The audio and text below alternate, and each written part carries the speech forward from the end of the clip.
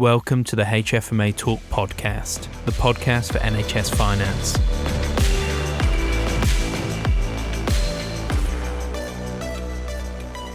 I'm Emma Knowles, Director of Policy and Communications here at the HFMA. I'm really happy to be speaking to Paul Brown. Paul has been involved in the association for many years and last year stepped down from his role as an ICB CFO and is now working as an independent advisor to the NHS. I'm going to be talking to Paul about his career and reflections after leaving his full-time CFO role. So welcome, Paul, and thank you for taking the time to talk to me today. Hey Emma, great to be with you today. So we're going to start off by going right back to the beginning of your career, and you joined the NHS in 1985, I think, as a regional finance trainee. So first question really is then, why did you decide that finance was for you, and why the NHS?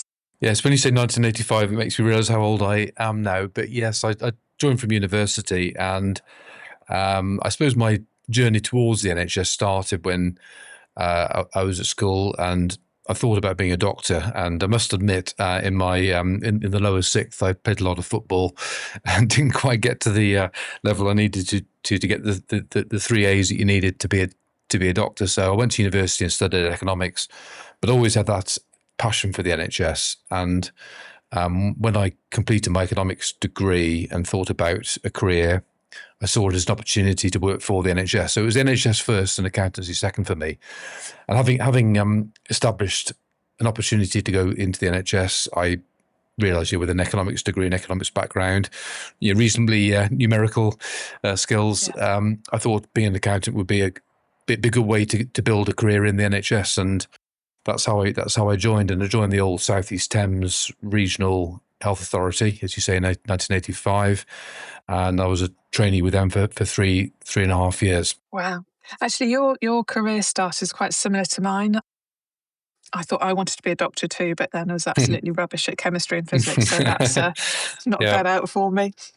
So looking through your CV, you've worked for both providers and commissioners, and you also worked for several years in the private sector. So can you give us a kind of like brief run through of your career? So you started as a regional trainee, and what happened after that? And I also noticed that you've moved about the country a bit as well. So can you give us a summary about kind of why you made the choices that you did? Yes, I can. I have done all those things, and it's been the most fantastic career I could have ever asked for. And for anybody starting out with NHS finance, just well done for choosing it. And hopefully you'll have the same joy that I've had throughout my career of being able to do something which I'm passionate about, and hopefully has made a difference to some people's lives. So I left the scheme qualified with CFO, and my first appointment this is actually pre the purchaser provider split, so it was into Hastings Health Authority, and soon after I qualified, the purchaser provider split came into being, and that was where we created the primary care side, and which was the commissioner side, of course, and the provider side. So I had an early choice to make about which way I wanted to go, provider or commissioner. And at that point in my career, I decided on a provider route. I saw that as really where you could get closest to the action, work closely with doctors. I mentioned doctors already. I wanted to work with clinical staff and really help them build their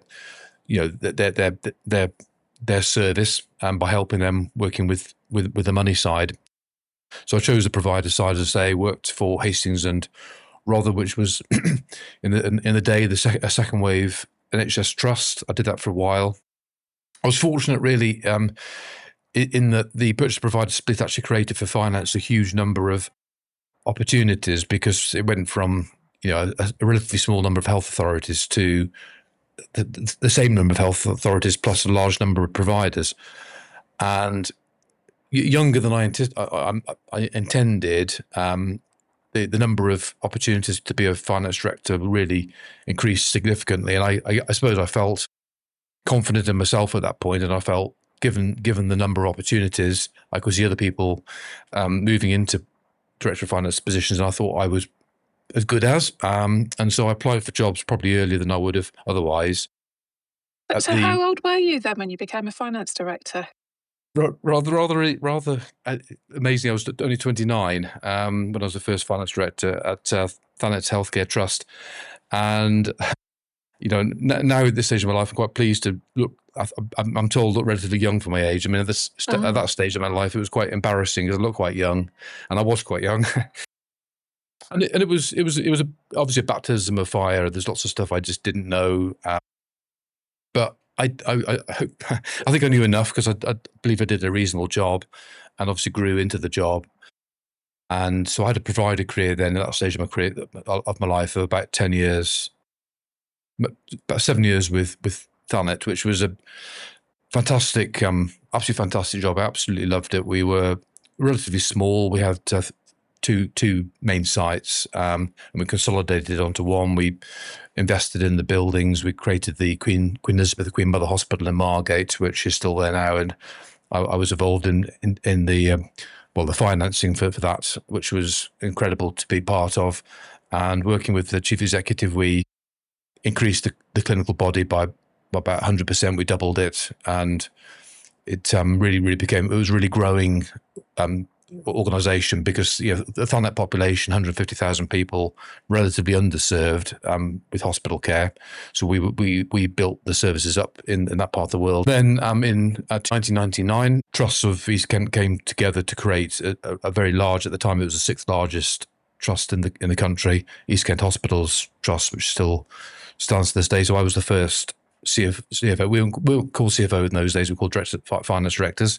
So I was the first finance director for the East Kent Hospitals Trust from 1999 to 2002, and that was an incredible job. But it was just amazingly difficult. It was hugely political. The doctors weren't behind the amalgamation of the hospital services. That made it really difficult. Finances were tricky, but we did actually achieve our financial targets, I'm pleased to say, but it was tricky, quite challenging.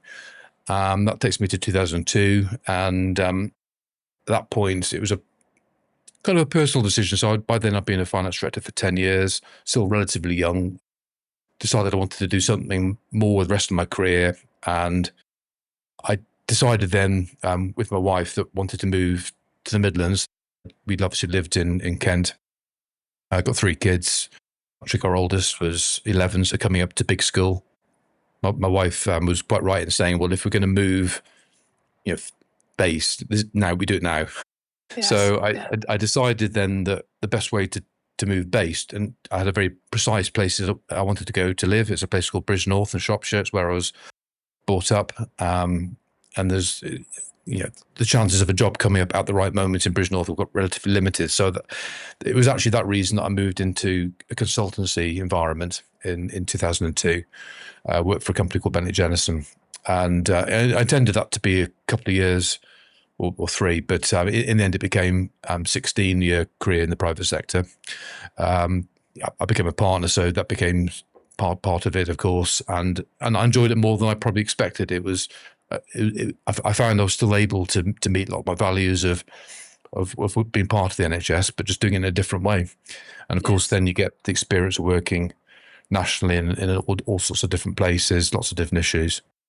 So I did that for 16 years across different companies, including latterly Carnell Farrow, who listeners may have heard of. Over those 16 years, and right from the start, I always wanted to come back, and it was 2 years, 3, 4, and it ended up at 16. But in 16 years, I did come back. Yes. And the one bit I hadn't really done was the commissioner side. So that's when I moved into commissioning for the first time in Northwest London. So it was a group of 8 CCGs in Northwest London.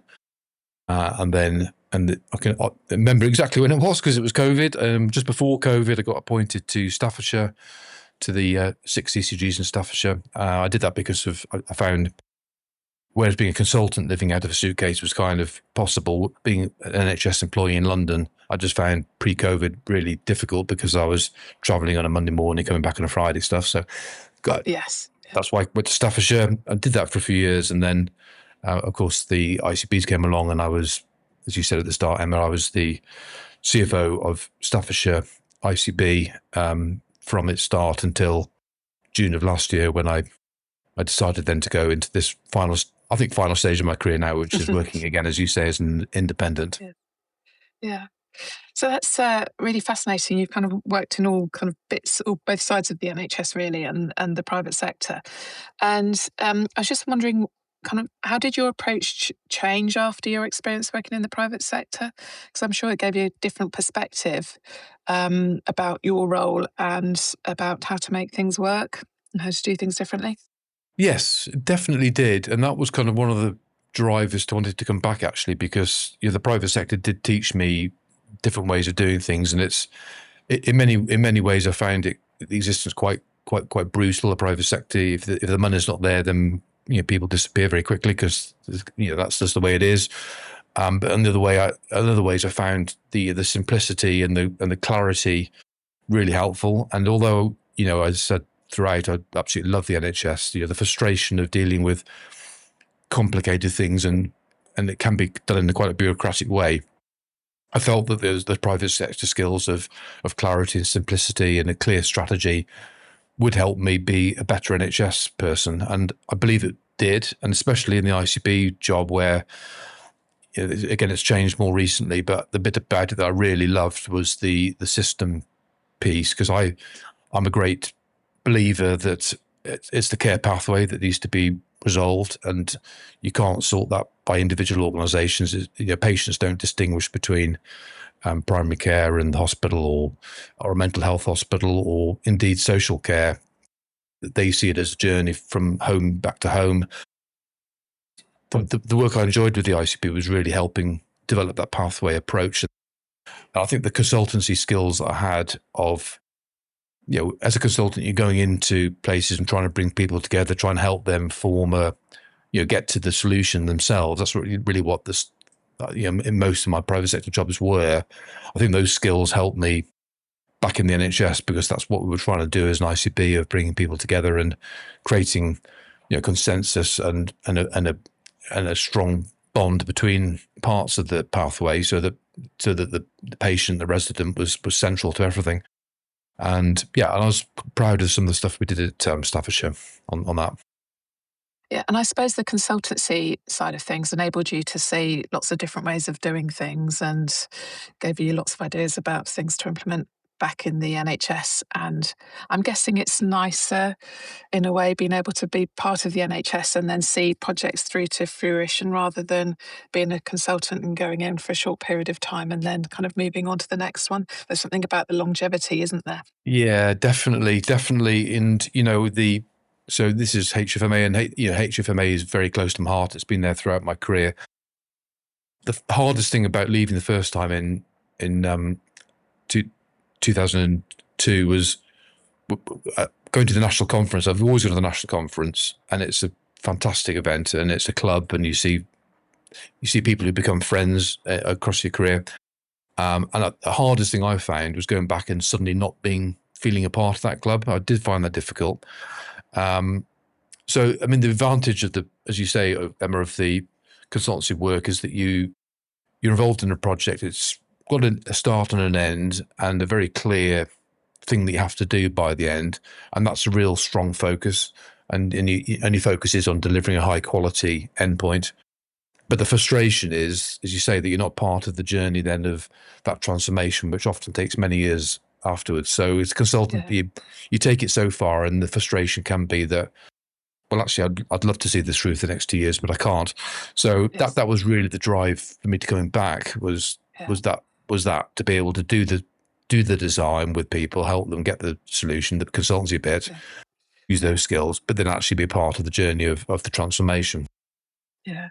So looking back over your 40-year career, and you're right, you don't look old enough, just to say that. Thank you. What are the biggest changes you've seen to NHS finance over that 40-year period? I think the pressures have just increased immeasurably. I think the start of my career, you had doctors were called we were called administrators, and there were doctors, and it was kind of a bit quite separate. So I think the early in my career, when as I mentioned, the purchase provider split came in, around that time, the involvement of finance in the design of solution is really when it started to change, and that was incredibly powerful. And that has continued throughout. And I think we call them business partners now, and that has stayed as a constant, and it continues to develop. But the principles of maintained of finance people being part of helping create that solution, and you can only create solutions that work financially, can't you? So that's amazingly influential role we have, and a very privileged one, because we can help clinical people achieve what they want to do, which ultimately helps people live longer and have better lives. So I think that has been a constant. I think the last few years have been just the most bizarre. So we can't have these conversations without mentioning COVID, can we? And so before COVID, a lot of things had over my career had steadily got kind of, I'd say, more standardized, more structured. So there wasn't a thing called clinical governance at the start of my career. That became established, and is established now.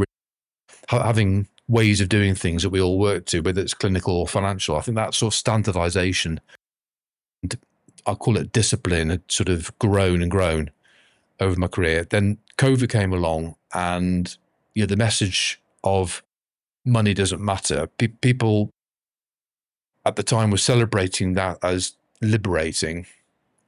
And of course it was, because people were just able to go off and do stuff. And don't get me wrong, lots of good stuff was done, but yes, I think it became a cover for lots of inefficiencies. And we can see in the stats that the number of people that we employ in the NHS grew very significantly in that period.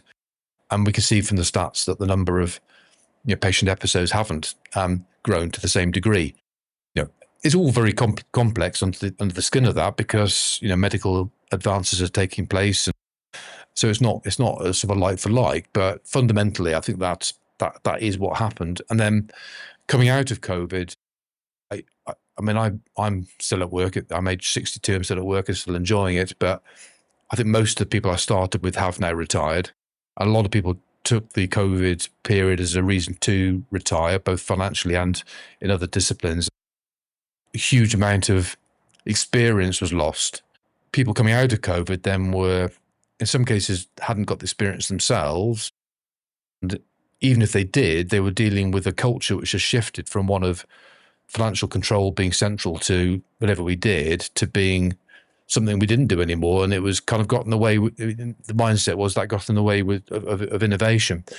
And so I think we've struggled then to regain that sort of understanding. And I think we're now back into an exciting place. I mean, so a lot of the more recent stuff has been around grip and control, which is obviously right, but actually, once you've got grip and control, that isn't enough. And so I think the next bit really is, how do we collectively work to be more productive, to work better? I think that's where again, the NHS is in desperate need of our skills as finance people to help it move to this next phase of its life. absolutely agree. Though our roles have never been more important, I don't think. If you've recently qualified, or you're working in an NHS finance role at Band 7 or above, the HFMA is currently offering half-price membership for 2 years to new members joining by direct debit. That brings the annual fee down to just £30 or £2.50 a month, and the offer runs until the 30th of June 2026.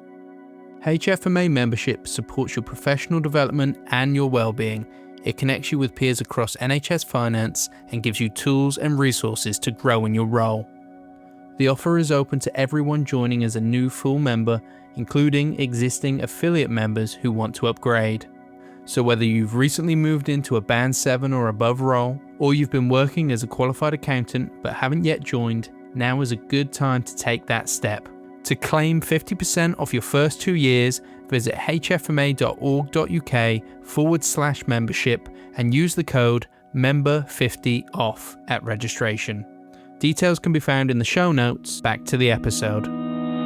So, thinking a bit about leadership, can you tell us about one experience or one decision that's taught you a kind of crucial lesson, and how that's kind of shaped your approach to leadership whilst you're a finance director? Wow, that's such a big question. It is a big question, isn't it? Yeah, and I don't think for me there's been a single moment. It's been a growing sense, and I suppose when I was fortunate in I mentioned Hastings in my career, so I worked for Ruth Carnell, who many may have heard of, and Ruth, was an inspirational character for me because she taught me leadership was actually about people. I know that might sound kind of a bit obvious, but I think people sometimes think it's some great sort of strategy, but actually it's about creating the right group of people who work together and kind of fight. I'm a massive football fan, so it's a football team. The goalkeeper needs to save the goals, and the strikers put them in the nets, type of stuff. So, and it might, as they sound, really obvious, but I saw that with my own eyes. I was part of it, creating a leadership culture that was all about success of the team. So I think that experience. I mean, I mentioned Thanet, so I worked for, again, a very, very different but very inspirational chief executive called Barry Page, and Barry was an estates director. It was a bit, Thanet was very, very low on the priorities for things. It was on East Kent, on the edge of East Kent, and Barry taught me about the need to really sort of fight for what was right and to push and to work again as a team, but really at times be prepared to challenge and not just accept. And that was an immensely important part of my leadership journey. I guess in consulting, I learned different things, and it was, as I mentioned, the word a bit brutal at times, but working for accountancy companies where profit has to be there. Some of those things were painful, I'll be honest, but actually understanding that need to be very focused on delivery. And in the end, I remember one of my managing partners saying to me, "Well, the trouble is, Paul, you're feeling sorry for yourself." I remember him saying it, and it made a big change to my life, because I thought, actually, I am, because yes, I've been lucky and I've been unlucky in different times. You can't say, well, this is down to bad luck. At times it is, but you can't rest on that. What you have to do is just be very, very focused, and you make your own luck then, and you work through it. And so I learned that lesson the hard way. And then I suppose more recently. Sorry, I got.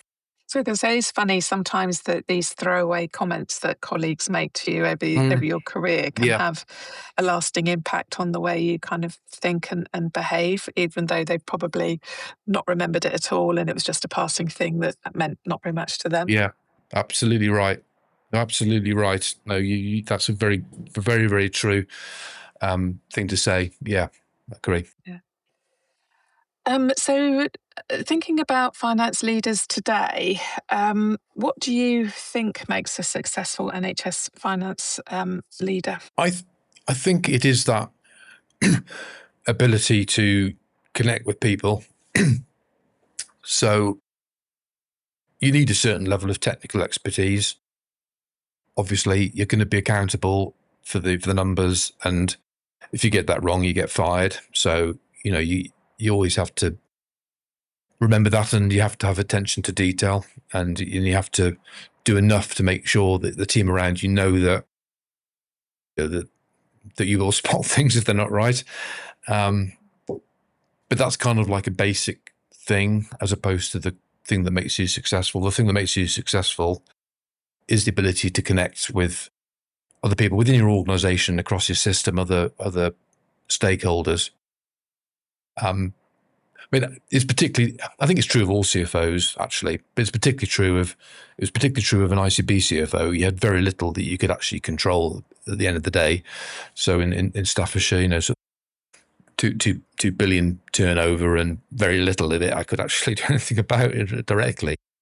Yes. So you're working almost purely through influence. So really understanding people, working with them, getting them on board with what you're trying to do, all that stuff is the thing that makes a CFO successful in the hospital setting. Is having that relationship with the operational leaders. You can't deliver your financial plan if your coup is off hiring lots of people. You can't achieve your financial plan if the medical director is trying to shore up services from a quality perspective. You have to do it collectively together. Yes. So, yeah, that ability to see beyond finance, but rooted in strong finance is the thing that makes you successful, I think. Yeah, and also it's about motivating teams, isn't it? We're experiencing extreme financial challenge at the moment and have been for a while, and I know that you'll have experienced that at times throughout your career. So did you have any sort of like special techniques or approaches to motivating your teams when they were under pressure? Yes, and it's about personal connections. I mean, you do motivate the team as a team to an extent through, obviously bringing them together and having a very clear strategy that you're all bought into. But actually, it's a personal thing that drives motivation, in my opinion. So if you've got a personal, I would always make sure I have a personal connection.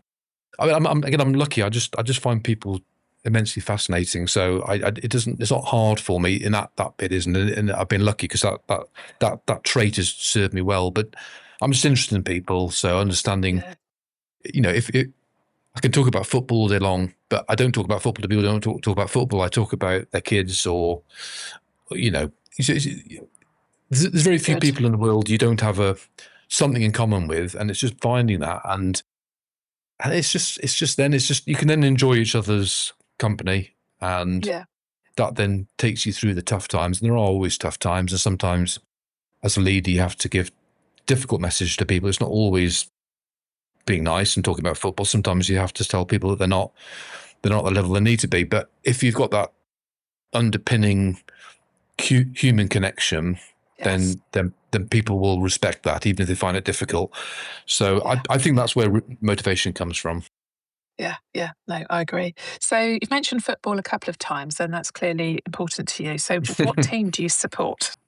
Well, it's quite a painful question right now because the answer is West Bromwich Albion. Yes, so you might not know, but we've just fallen into the relegation zone in division from the Championship, and only once in our history we've fallen out of the top two tiers, and it looks like it might be happening again. So it's not an easy team to support right now. Sorry, I know nothing about football, so I haven't realised that might be a touchy topic.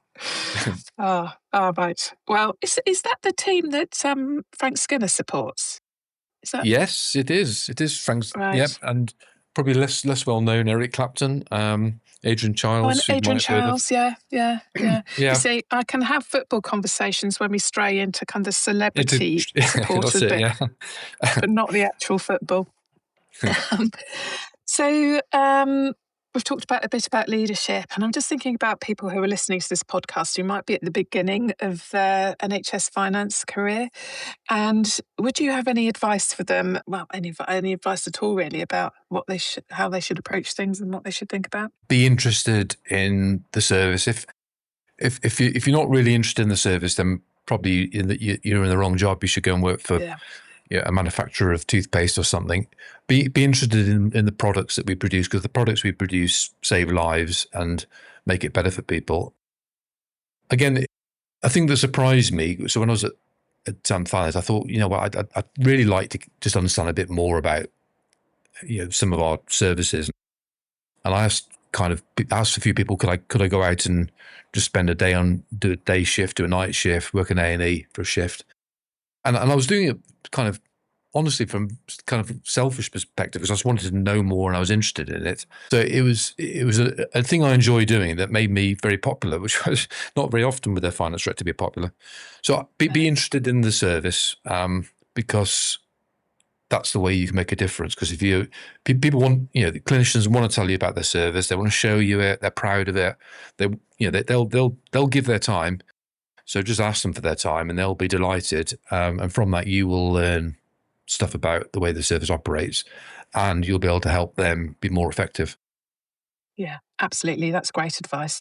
When I think about my NHS career, the job that I liked most was being finance business partner. Essentially, it was, I think we called it management accounts at the time, but actually getting out in the service and supporting people and really understanding what was going on just made my job so much more interesting than it had been if I'd just sat in management accounts looking at reconciliations and that sort of thing. Exactly. It's fun. It's a fun thing to do, isn't it? As well as It being is. a good thing to do. Yeah. Yeah. And also really helping and being part of the role, being a problem solver. Things that have been getting on people's nerves for ages and not been able to sort out. Working in finance, I think you've got a different perspective on things. You think, well, actually, it's relatively Yeah. easy and cheap to sort Yeah. that particular problem out. Let's just crack on and do it. Absolutely. Yeah. So you've been an HFMA member for I don't know how many years, Paul, and you've been a branch chair and you've been on many of our national policy committees. So can you talk to us a bit about what you valued most about being an HFMA member and the benefits that it's brought you?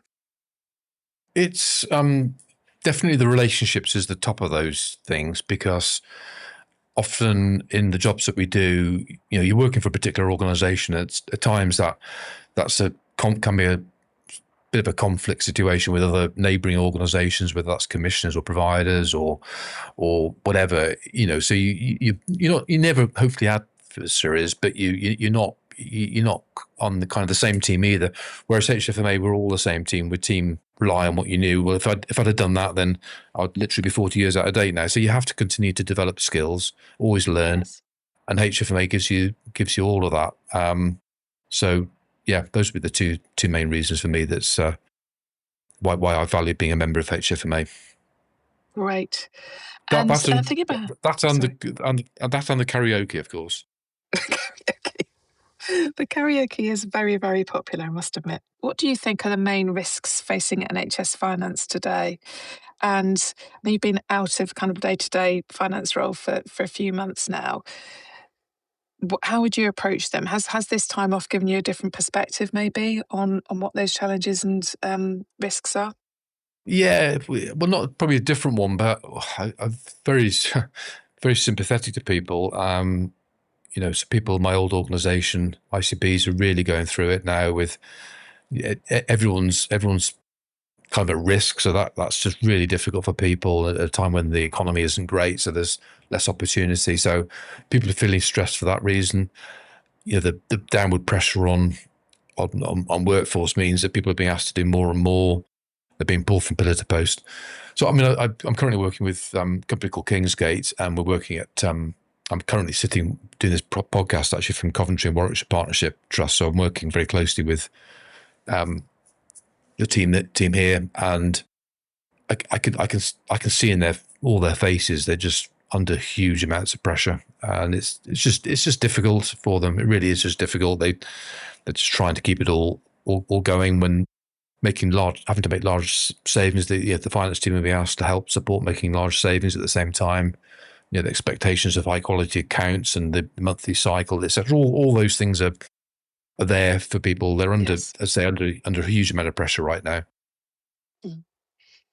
And if there's one thing that you could change about NHS finance and the way it works today, what would be that one thing? And obviously, not more money. That wouldn't be a good answer. No.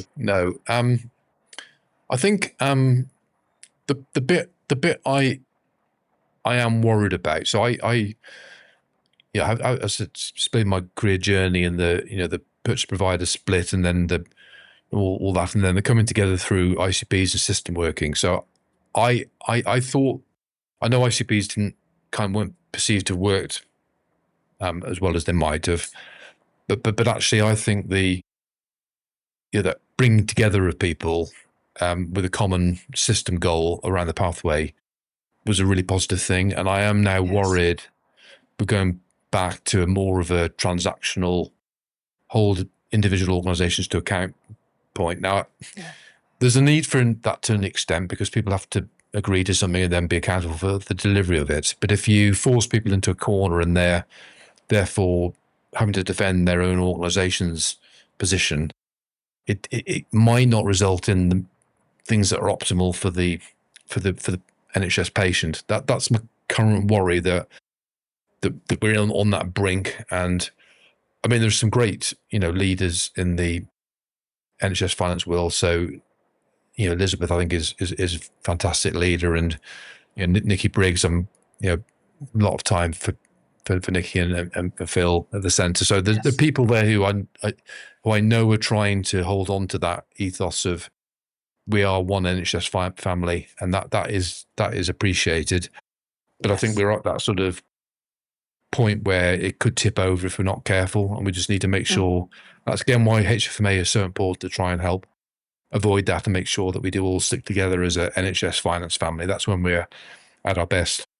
Yes, I agree. And if you think about the 10-year plan as well and the 3 shifts, we're only going to achieve those 3 shifts if we've got everyone working together in systems, haven't we? If we have people working in isolation from each other, they're never going to work. So I think that's a really, really good point, and will certainly resonate with listeners. So the next question is about who has inspired or mentored you and what you've learned from them. And we did touch on that earlier a bit, didn't we, about the people who've been influential in your career. Is there anyone else or any other leaders that you've kind of thought, actually, I can learn a lot from you, and or maybe not? Yes, no. I mean, lots have been, as I've mentioned some, as you say, so we'll mention them again. I think some of the clinical leaders that I've that I've been with, worked with, have again really influenced me when I've seen people who are prepared to stand up. I suppose those are the people I probably value the most. People who are prepared to stand up and be counted. Yes. And I think there is the temptation for people to kind of worry about their own personal position perhaps too much, and not be brave. So those who have been brave are the people I would remember.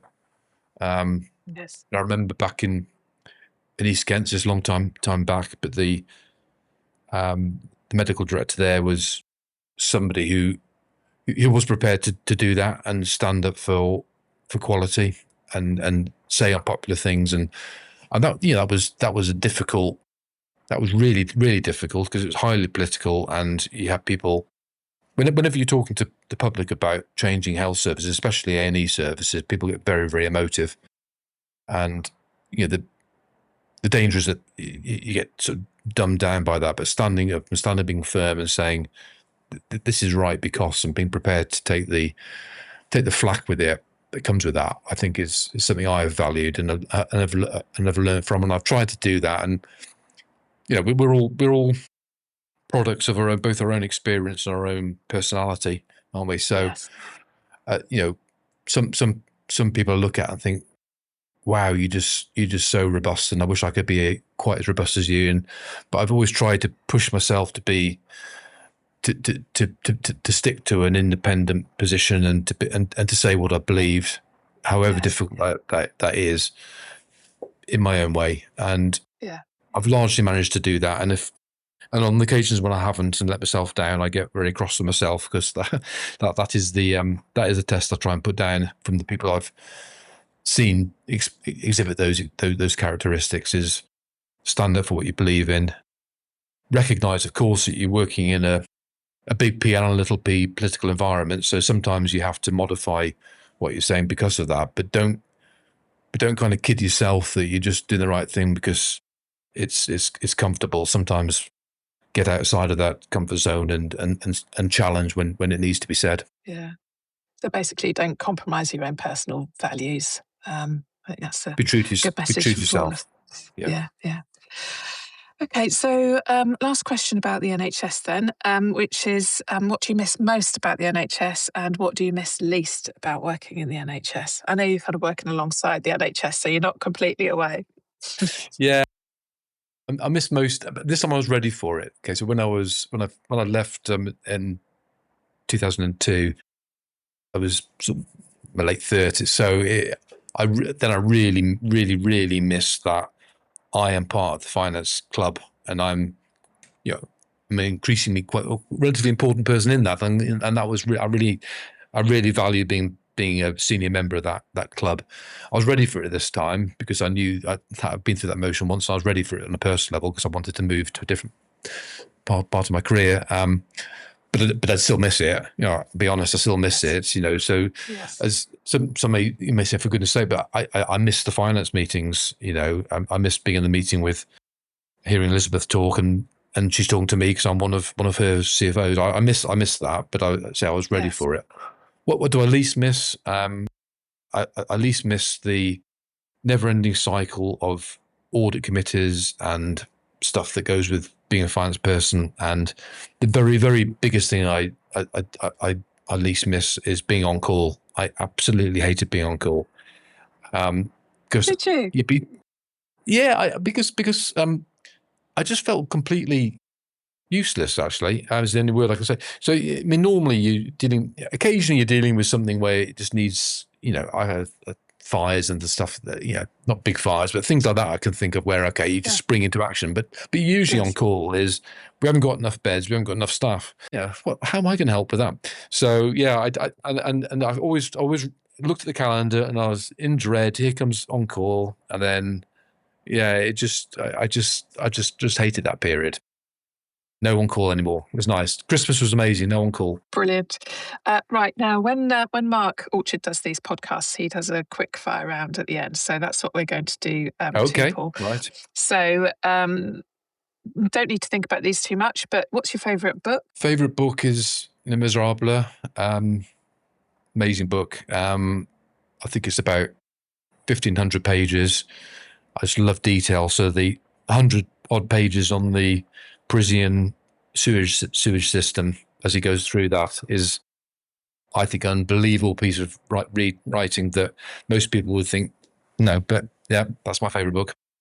We started this morning. I never thought that we would end up talking about the Paris sewage system. So that's a surprise. Your favourite TV show?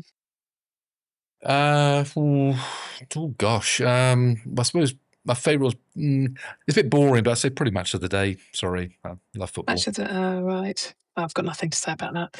No. Favourite film?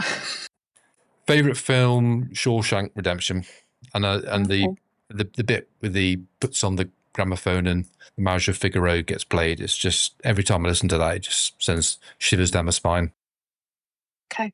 And if you were on Desert Island Discs rather, what would be the kind of one record that you'd want to take with you to your desert island? Oh gosh, what's your favourite record of all time?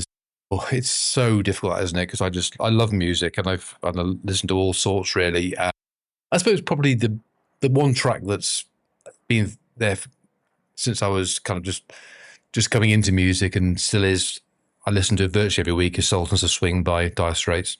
Dire Straits, yeah. Great band. So who would your favourite band be then? Is it Dire Straits? No, it's not Dire Straits actually. I mean, Martin Offers certainly probably one of them. The best concert I ever went to actually was Muse. They were just unbelievable live, absolutely unbelievable. There's only 3 of them, and just the sound coming out, I couldn't believe. So I'd probably say Muse. Muse, great. And final question is, where's your dream holiday destination? It is being planned. It is Canada, and got into the Race Across the World series. I don't know if you've watched that, but yes. when they did calendar, went across it and went up from Vancouver up to the Arctic Circle, then down through the mountains and then down to Quebec. And so that's what I plan with Evelyn, my wife. We're going to do that when I finally hang up my calculator. Brilliant. I watched that and I thought, right, I need to go back to Canada and go to some of these places. The scenery is absolutely spectacular, wasn't it? And also, I thought they've had it slightly easier than other Race Across the World series, I think, because of the language. I think it was mainly English, wasn't it? That's true. But anyway, I love that programme too. Okay, sadly that's all we've got time for. It's been an absolute pleasure talking to you, Paul. Thank you so much for being so open and honest with your responses. And thank you to everyone who's listening. If you have any suggestions for who else we should speak to for these In Conversation variety of HFMA podcasts, do please get in contact with us. That's it for this week's episode of HFMA Talk. Thanks for listening. Don't forget to subscribe so you never miss an episode. And if you enjoyed the show, we'd love for you to leave a 5-star rating on your favorite podcast platform. See you next time.